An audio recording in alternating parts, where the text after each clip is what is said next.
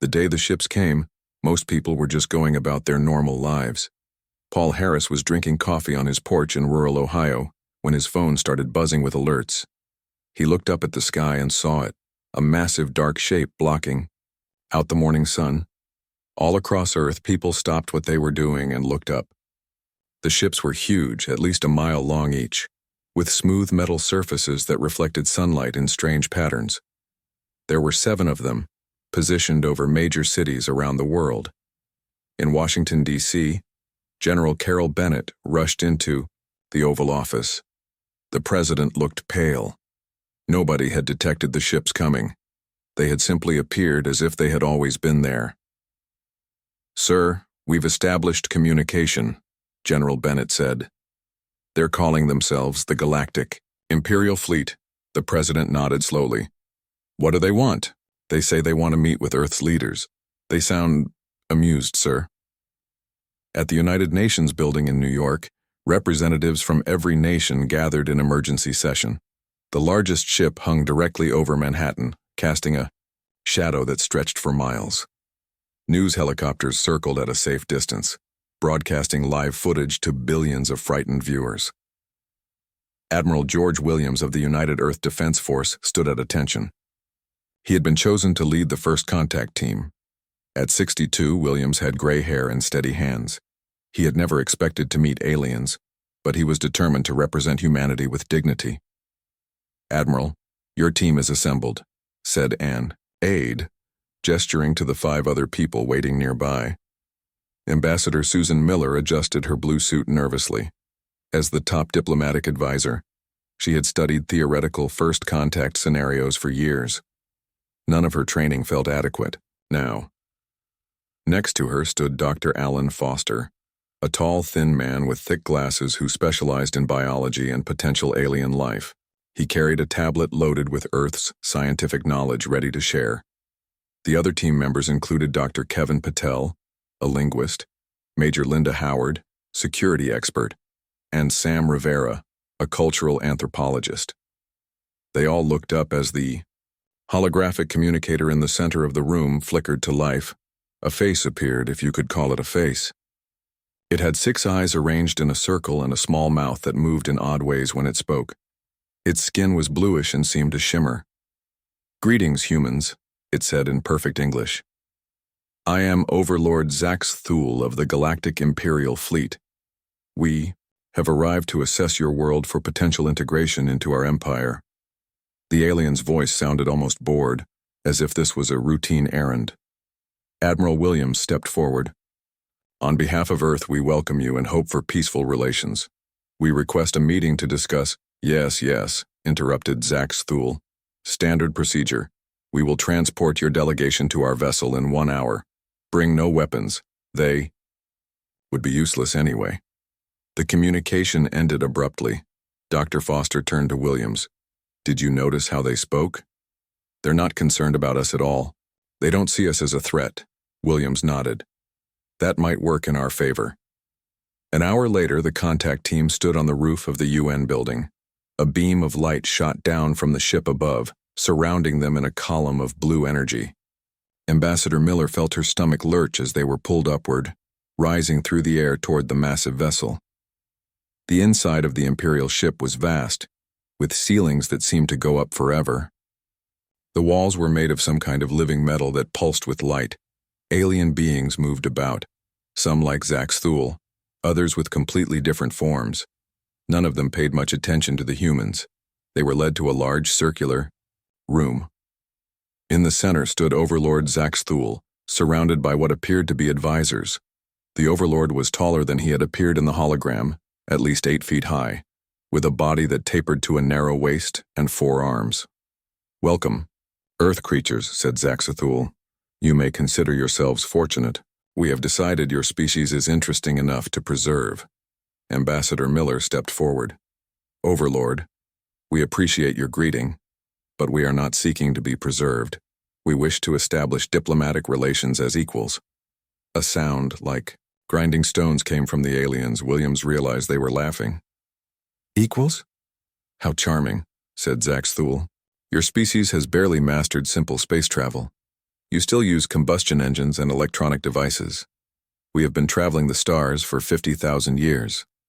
Dr. Foster was studying a display on the wall. It showed various star systems, and what appeared to be wormhole routes between them. Something about the pattern seemed off to him.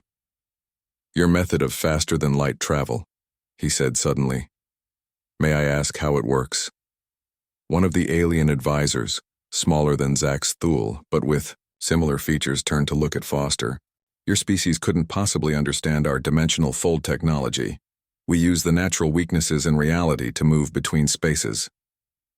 Ambassador Miller noticed the advisor's tone. It wasn't just dismissive. There was something else there. Pride, perhaps, but also a lack of curiosity. These beings believed they knew everything worth knowing. We have theories about such travel, Miller said carefully. Our scientists have considered the possibilities of dimensional manipulation. Theories. How quaint, said Zaxathul. We have controlled the very fabric of space for millennia.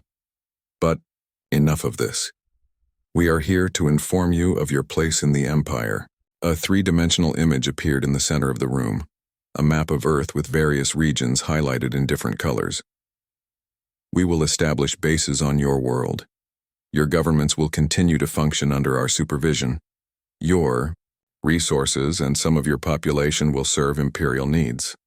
Those who cooperate will enjoy Imperial protection and limited access to some of our technologies. Admiral Williams felt his face grow hot. And if we don't agree to these terms? Zaxathul's 6 eyes blinked in sequence. Then we will take what we need anyway, with less concern for your survival. It is quite simple. As the meeting continued, Major Howard noticed something strange about the ship. There were occasional flickers in the walls, brief moments where the living metal seemed to ripple unnaturally. The aliens didn't react to these events as if they didn't notice them or considered them normal. After 2 hours of tense discussion, the human delegation was returned to Earth. As they descended in the blue beam, they could see that smaller, Imperial ships had already begun landing in various locations around the world. Back at the UN building, they reported to the Emergency Council.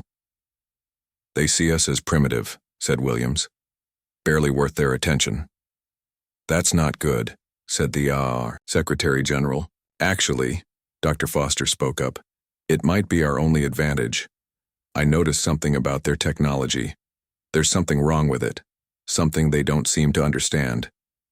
Ambassador Miller nodded. I felt it too. They're advanced? Yes, but there's a blindness to them. A certainty that they know everything. What can we do? Asked the Secretary General. Their ships are already landing. People are panicking. Williams looked at Foster. You said there's something wrong with their technology. Can you figure out what it is? Foster nodded slowly. I'll need access to our best physicists, and we need more data from their ships. I'll put together a team, Williams said. If they think we're too primitive to be a threat, maybe they won't guard their secrets too closely. Outside, the shadow of the Imperial ship still darkened the sky. But for the first time since the ships appeared, there was a small flicker of hope. 3 days after first contact, Dr. William Chen stood in his lab at MIT, surrounded by holographic displays showing Imperial technology. The government had managed to get images and scans from the alien ships as they landed around the world. Chen had hardly slept since then, trying to understand what he was seeing. This doesn't make sense, he muttered, adjusting his glasses. Their energy systems are incredibly powerful, but they're so wasteful. His assistant, Mary Clark, looked up from her computer. What do you mean? It's like they're using a sledgehammer to crack a nut, Chen said. Look at this engine design. They're forcing their way through space-time instead of working with its natural properties. Outside the lab windows, they could see an Imperial shuttle landing in the large field that had once been a sports complex. The aliens had set up a cultural exchange center on campus, though most students and faculty avoided it. The few who had visited described being treated like clever pets by the Imperial staff. Dr. Chen's phone rang. It was Nancy Howard, a mathematician working at the National Science Foundation. William, I've been looking at the data you sent, she said, her voice tense. I think I found something important. Can you secure this call? Chen pressed a button on his phone, activating the encryption system. Go ahead. The equations describing their FTL technology, I modeled what happens if they continue using it at current levels. William, it's not sustainable. It's creating micro tears in the fabric of reality. Chen felt his mouth go dry. How bad is it? Bad. My models predict a critical failure point within 5 years. Not just their ships. I'm talking about dimensional collapse across entire star systems. Chen looked again at the Imperial shuttle outside. We need to tell them. I already tried, Nancy said. I went through proper channels, met with their science team yesterday. They dismissed everything I said, called our math charmingly primitive. We need more evidence, Chen said, and we need someone they'll listen to. At the White House, Richard Davis, the UN Secretary General, was meeting with Lord Krell, the Imperial Ambassador. Krell was smaller than Overlord Zax Thule, but had the same bluish skin and 6 eyes. He sat uncomfortably in a human chair, looking bored. Ambassador, we have concerns about your dimensional fold technology, Davis said. Our scientists believe it may be causing damage to space-time itself. Krell made the grinding noise that passed for laughter among his species. Your scientists, your species has barely touched the stars. Do not presume to lecture the Empire on matters beyond your comprehension. Davis pushed a tablet across the table. Please, just look at the data. The dimensional tears are already starting to appear. One was detected near your base in Australia yesterday. Krell glanced at the tablet for barely a second before pushing it away. Nonsense. What you detected was simply a normal fluctuation. Our technology has been perfected over thousands of years. After the meeting, Davis called Admiral Williams. They won't listen. We need to try another approach. I might have something, Williams said. One of the Imperial scientists has been asking questions. His name is Vrexnor. He seems less dismissive than the others. Can you get him to meet with our team? I'm working on it, Williams said. But we need to be careful. The Imperial Command doesn't like their people mixing too much with humans. Addie, the NASA Research Center in Houston, Captain Lisa Rodriguez sat at her monitoring station. As commander of the science vessel Horizon, currently in orbit, she had been tasked with scanning the Imperial ships from a distance. Are you seeing this? She asked her science officer, Ben Wilson, pointing at a readout on her screen. Wilson leaned in. Energy spikes? They're getting stronger. And more frequent, Rodriguez said. Look at the pattern. Every time they use their FTL drive, even for small jumps, the after effects last longer. She pulled up another screen showing data from probes around the solar system. The spatial distortions are spreading. Jupiter's moons are showing gravitational anomalies that weren't there a week ago. Could it be natural? Wilson asked. Rodriguez shook her head. The timing matches perfectly with Imperial FTL jumps. There's no doubt they're causing this. She began typing a message to Earth. We need to get this information to Dr. Chen and his team immediately. In a secure underground facility in Colorado, Dr. Alan Foster met with Dr. Chen and a small team of scientists from around the world. They had gathered every piece of data they could find on Imperial technology. The problem is fundamental, Chen explained, pointing to a 3D model of an Imperial drive system. Their entire technological civilization is built on forcing dimensional shortcuts through space-time. It worked fine when they were the only ones doing it, and when they did it less frequently. But as their empire expanded, they're creating too many tears, Foster said, like poking too many holes in a piece of fabric. Exactly, Chen nodded. And they can't see it because their sensors aren't designed to detect these kinds of problems. They don't even know to look for them. A young physicist named Sandra Bell spoke up. We need to show them. Words won't be enough. Show them how? Asked Foster. We build a demonstration, Bell said. A small-scale version of what's happening, something they can't ignore. Foster looked troubled. That could be dangerous. Not as dangerous as doing nothing, Bell argued. Every day they keep using this technology, the tears get worse. If we wait too long, it might be too late to fix, Chen thought for a moment. We would need access to Imperial technology to create an accurate demonstration. I might be able to help with that, said a voice from the doorway. They turned to see Admiral Williams with a tall, thin alien beside him. The alien had the typical 6 eyes of the Imperials, but his were a different color, green instead of yellow. This is Rex Noor, Williams said. He's been reviewing our findings in secret. He wants to help. Rex Noor stepped forward. His voice translator made his words sound flat and mechanical. Your mathematics are correct. I have verified them independently, but my superiors refused to believe humans could discover something. We missed. Will you help us create a demonstration they can't ignore? Chen asked. The alien scientist was quiet for a moment. Yes, but we must be careful. If Overlord Zax Thule discovers I am helping you, the consequences would be severe. For all of us, Williams added grimly. Outside the facility, Imperial ships patrolled the skies.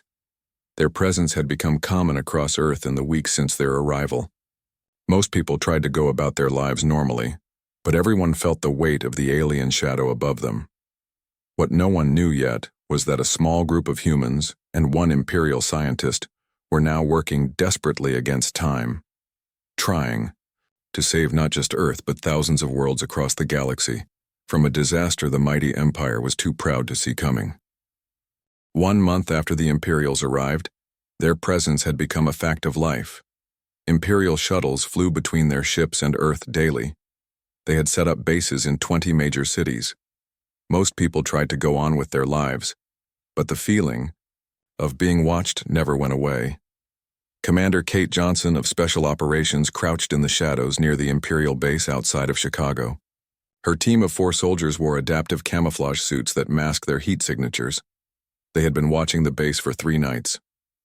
Target is moving, whispered Sergeant Eric Moore through their secure comm system. Imperial transport, heading west. Johnson raised her binoculars. The transport was larger than usual, with heavy armor plating. Follow it, but keep your distance. Their mission was simple but dangerous. Gather information about Imperial activities. The government needed to know what the aliens were planning. They tracked the transport to an abandoned factory complex 20 miles away. More Imperial vehicles were already there.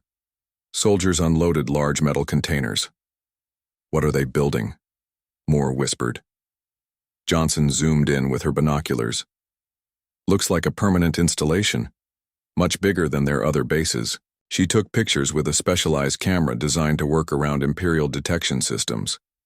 As she watched, she saw something disturbing. A flicker in the air around the base, like heat waves, but with strange colors. It lasted only seconds. Before disappearing, did you see that? She asked. Moore nodded. 3rd time tonight, getting more frequent. Johnson checked her scanner. Energy readings are off the charts. Whatever they're doing in there, it's affecting the local space-time. She sent the data back to headquarters, then signaled her team to withdraw. As they moved through the forest, Johnson couldn't shake the feeling that they were running out of time. At the secret research facility in Colorado, Dr. Chen and Rex Noor worked side by side. They had converted an old missile silo into a laboratory where they could study the effects of Imperial technology safely away from prying eyes.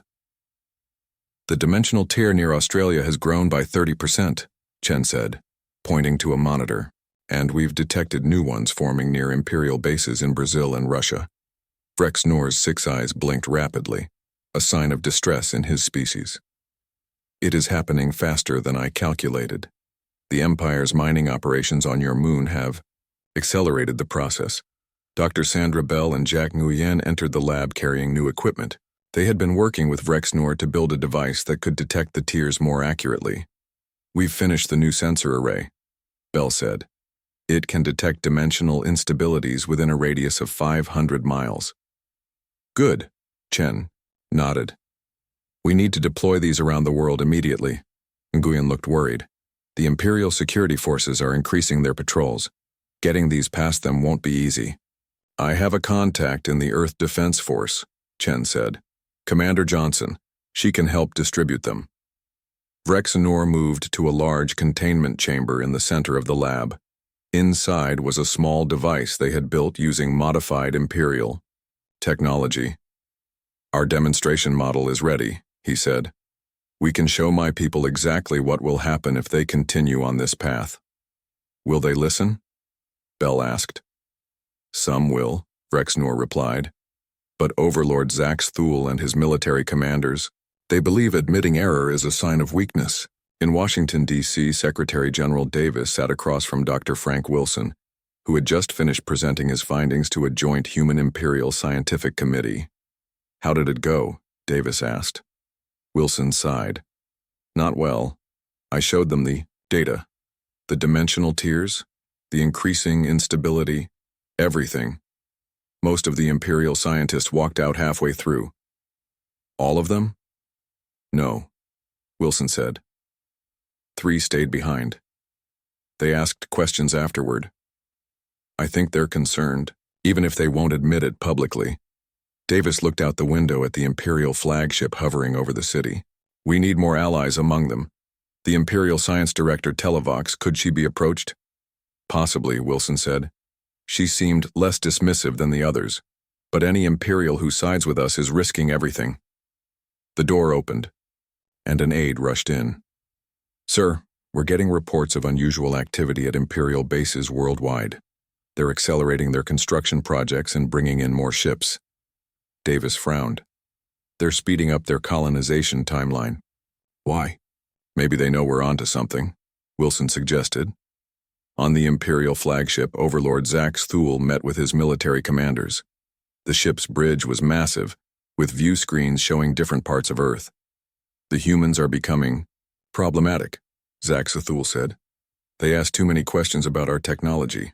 General Drax, the fleet commander, made a dismissive gesture with one of his 4 arms. They are primitive. What could they possibly understand about our technology? Nonetheless, Zax Thule continued, some of our scientists have reported concerning findings after reviewing human research. Dimensional instabilities have been detected near our bases.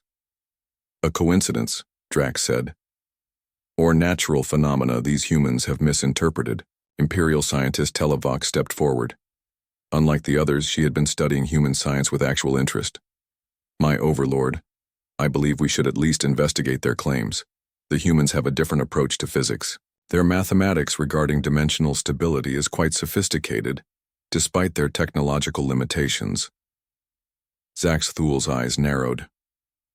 Are you suggesting these creatures know something we do not?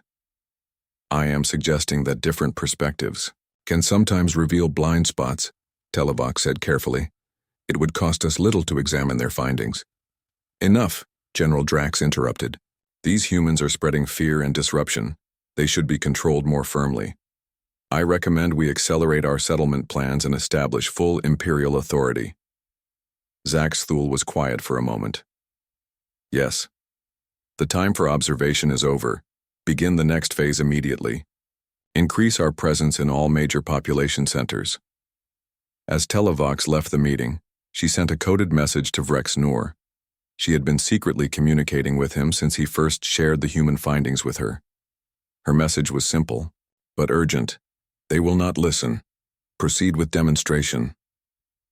Back at the research facility, Chen received the message from Vrexnor. He called an emergency meeting with his team and Admiral Williams. The Empire is accelerating their plans, Chen explained. They're dismissing our warnings and pushing forward with their colonization. The dimensional tiers are getting worse. Every day, Bell added. If we don't act soon, it might be too late. Admiral Williams looked grim. Then we have no choice. We need to show them what they're doing, in a way they can't ignore. Operation Looking Glass, Chen said, nodding. A controlled demonstration of the dimensional fracture effect. Where? Asked Nguyen. Jupiter's moon, Callisto, Williams replied. Far enough away to be safe, close enough for their sensors to detect it clearly. We'll need authorization from the president, Bell said. Williams stood up. I'll handle that. You focus on making sure the demonstration is perfect. We only get one chance at this. As the meeting ended, Chen looked at the images of the growing dimensional tiers on his monitors. Strange colors leaked from them, like wounds in reality itself. Humanity had never faced a threat like this before. not just to Earth, but to the very fabric of space-time. And the irony wasn't lost on him. The mighty Galactic Empire, with all its power and arrogance, was blind to the danger it was creating. Now it was up to humans, the primitive species they had dismissed, to save them from themselves. The day of Operation Looking Glass arrived faster than anyone had planned. Imperial ships were now positioned over every major city on Earth. Their troops patrolled the streets. People were being taken to processing centers for integration, training. The situation was growing worse by the hour. In the control room of the secret research facility, Admiral Williams stood before a group of military and scientific leaders. Behind him, a large screen showed Jupiter and its moons. "The President has given authorization," Williams said. "We proceed at 800 hours." Dr. Chen pointed to a small device sitting on a table in the middle of the room. It looked simple. A metal cube about the size of a lunchbox with glowing blue lines across its surface. "This is a miniature version of an Imperial fold drive," Chen explained. "Thanks to Vrex Nor, we've modified it to safely demonstrate what happens when this technology is used incorrectly." Ambassador Susan Miller looked concerned. "Are we sure this is safe?" "We've taken every precaution," Chen assured her. "The demonstration will create a small, controlled dimensional tear on Callisto. It will last approximately 30 seconds before collapsing naturally." "And the Empire will detect it?" asked General Bennett. "They can't miss it," Chen said. "Every Imperial ship in the solar system will register the event on their sensors. It will be unmistakable." Williams nodded to a communications officer. "Send the message to all Imperial command centers. Tell them we have important information to share regarding dimensional stability and to monitor Callisto." Most Imperial commanders ignored the message. They had grown tired of human warnings and considered them attempts to delay the colonization process. But a few, including Televox and 3 other scientists, prepared to observe. On the horizon, space station orbiting Earth, Captain Lisa Rodriguez received the final launch codes. "Payload is secure," she reported. "Launching in 5 minutes." The small probe carrying the demonstration device shot away from the station, accelerating toward Jupiter. It would take 3 hours to reach its destination. Back on Earth, Imperial forces were closing in on the research facility. They had detected unusual energy readings and communications. "We have company," a security officer reported. "Imperial. Troops 2 miles out and closing." Williams turned to Chen. "How much time do you need?" "We just need to hold them off until the demonstration is complete," Chen said. 3 hours and 30 minutes. "We can do that," Williams said, though he didn't sound convinced. Commander Johnson and her team set up defensive positions around the facility. They weren't trying to win, just buy time. "Remember," Johnson told her soldiers, "we're not fighting a war here. We're just delaying them until the demonstration works." The first Imperial ships appeared on the horizon. Johnson took a deep breath and gave the order to activate the facility's defense systems. In space, the probe approached Callisto. Everything was proceeding according to plan. In the control room, Chen watched the probe's telemetry with Vrex Nor at his side. "Energy levels are stable," Chen said. "No signs of early activation." Vrex Nor's 6 eyes were focused on another screen showing data from Imperial ships. "Several Imperial vessels have changed course. They are moving to investigate." "Good," Chen nodded. "The more witnesses, the better." Outside, the sound of weapons fire grew louder. Imperial troops had reached the outer perimeter. Williams received a report from the front line. "They're using non-lethal weapons. They want to take the facility intact." "That works in our favor," Miller said. "It will slow them down." The minutes ticked by. The probe landed on Callisto and deployed the demonstration device. In the control room, everyone held their breath. "Device is active," Chen reported. "Initiating in 3, 2, 1. On a desolate plain of Callisto, the small cube activated. It began to fold space in exactly the same way Imperial drives did, but with a critical difference. It was designed to make the flaw in their technology obvious. For a moment, nothing seemed to happen. Then, like a wound opening in reality itself, A tier appeared above the device. It was small at first, just a few feet across, but it grew rapidly. Strange colors leaked from it, colors that shouldn't exist in normal space. The tier pulsed and stretched, revealing glimpses of something else. Not empty space, not another dimension, but a kind of churning chaos between realities. In the control room, the sensors went wild. "It's working," Chen said, his voice barely above a whisper. "The tier is stable and visible." On Imperial ships throughout the solar system, alarms blared. Sensors detected a dimensional disturbance unlike anything they had recorded before. Ship captains rushed to their command centers. Scientists scrambled to understand what they were seeing. On the Imperial flagship, Overlord Zaxathul felt something he hadn't experienced in centuries. Fear. "What is happening?" he demanded. His science officer's voice trembled. "A dimensional tear has formed on the moon called Callisto. It matches the pattern described in the human warnings." "Impossible," General Drax growled. "Their technology is too primitive." "They used our own technology against us," Televox said, entering the command center.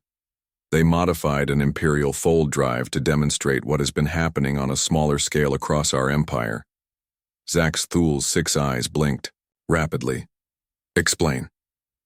"The humans discovered a flaw in our dimensional fold technology," Televox said.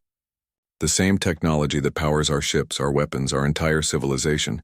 Every time we use it, we tear the fabric of reality a little more. These tiers have been growing, spreading. The humans tried to warn us."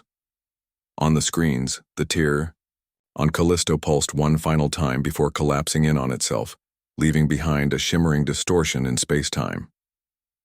"This was just a demonstration," Televox continued. "A controlled version of what is happening throughout Imperial space. But the real tiers are not collapsing, they are growing." General Drax slammed his fist down. "This is human deception. They seek to undermine our authority." "Scan all Imperial bases on Earth," Televox said calmly. "You will find similar distortions, though smaller. They have been there all along. We just couldn't see them because our sensors weren't calibrated correctly." The scans confirmed her words. Small tiers in reality flickered around every Imperial installation on Earth, growing stronger whenever their technology was active. Back at the research facility, Imperial troops had breached the outer defenses. They were making their way toward the control room when all Imperial communications suddenly went silent. Then, a new message came through on all channels. Ambassador Miller looked at the message. "They're calling for a ceasefire and immediate talks."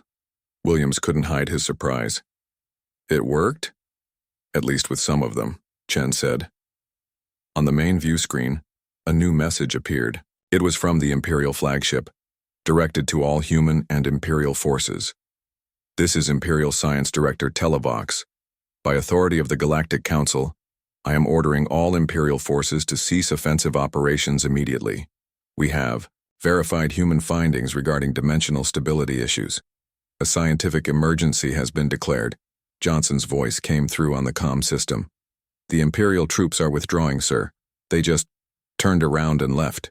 In the control room, people began to cheer, but Chen raised his hand for silence.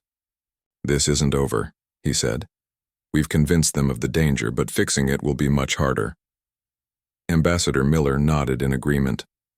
Now comes the real challenge, convincing an empire to change the very foundation of its technology.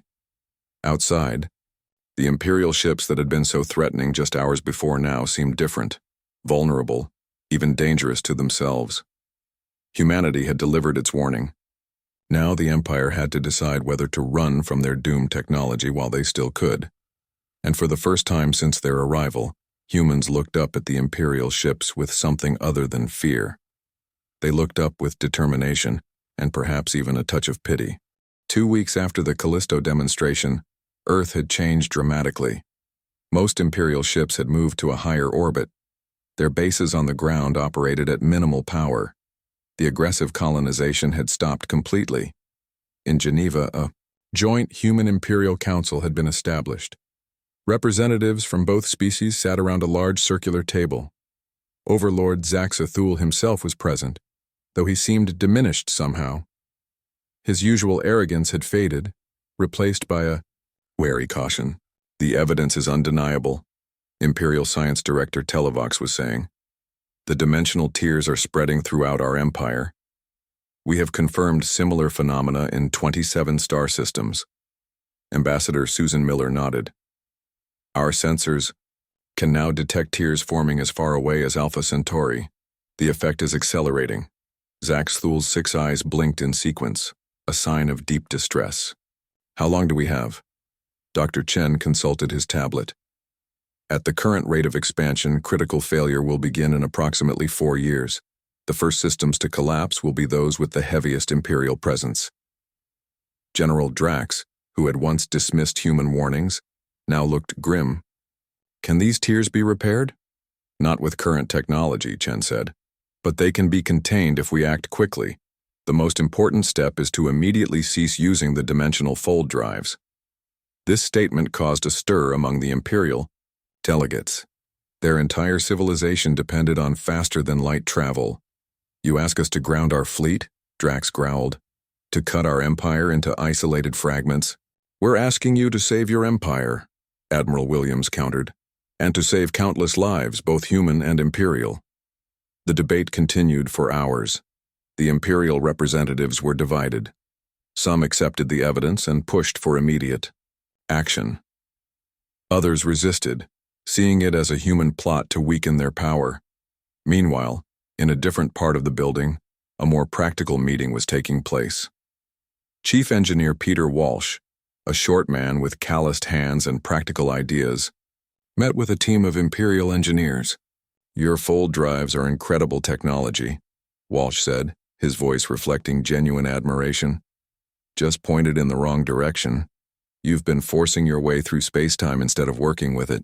He displayed a set of technical drawings on a holographic projector. These are our designs for a new type of drive. We call it the harmonic wave drive. Instead of tearing space, it resonates with natural dimensional frequencies. An Imperial engineer named Kreldor studied the designs.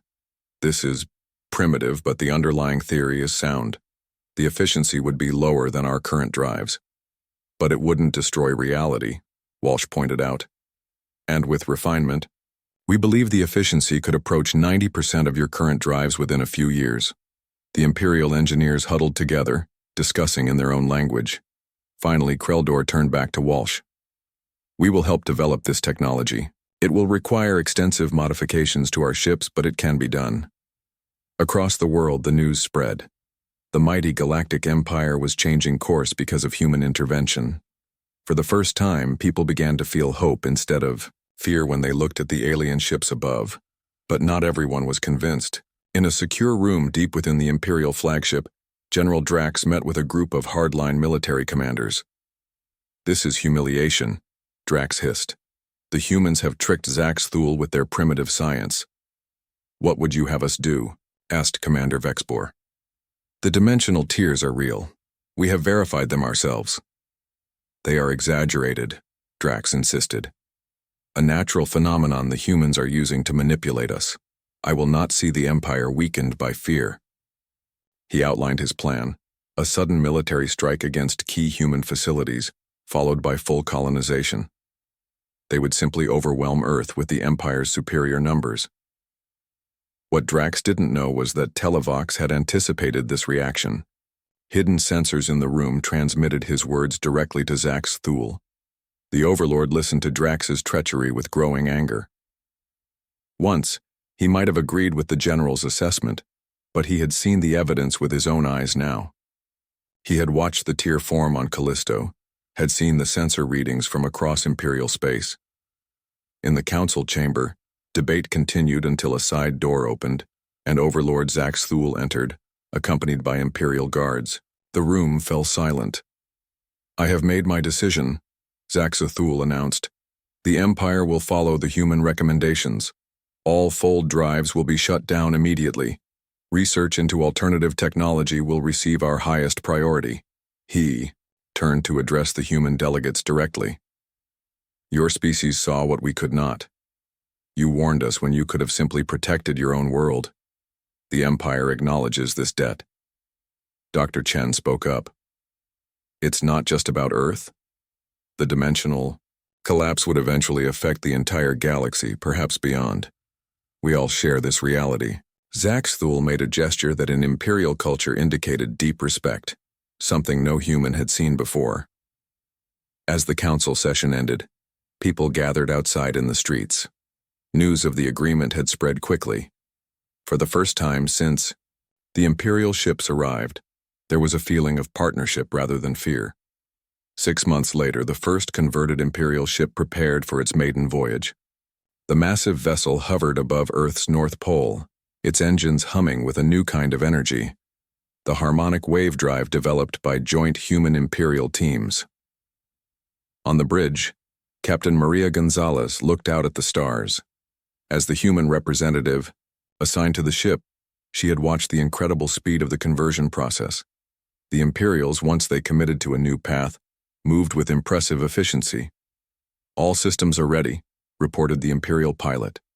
"Harmonic resonance is stable," Gonzalez nodded. "Then let's make history." The ship moved forward, accelerating steadily. Then, instead of tearing a hole in space-time, it created a rippling wave of energy that carried the vessel smoothly into faster-than-light travel. Back on Earth, scientists monitored the existing dimensional tears. They were no longer growing. Some smaller ones had even begun to heal naturally now that they weren't being stressed by constant Imperial technology. In his laboratory, Dr. Chen watched the readings with satisfaction. Next to him stood Vrexenor, now officially the Imperial ambassador to Earth. "It will take decades to convert all Imperial technology," Vrexenor said. "But we have begun." Chen smiled. "Sometimes the most advanced civilization isn't the one with the most powerful technology. It's the one that can see the consequences of using it." Outside, the sky was clearing of Imperial ships as they departed to spread the warning throughout their vast empire. The ships that remained no longer seemed threatening. They were partners now, working to undo the damage before it was too late. Humanity had accomplished something remarkable. They hadn't defeated the Galactic Empire through force of arms. They had simply understood the universe a little better and had the courage to warn their would-be conquerors to run from destruction while there was still time. And in doing so, they had earned something far more valuable than victory in battle. They had earned respect.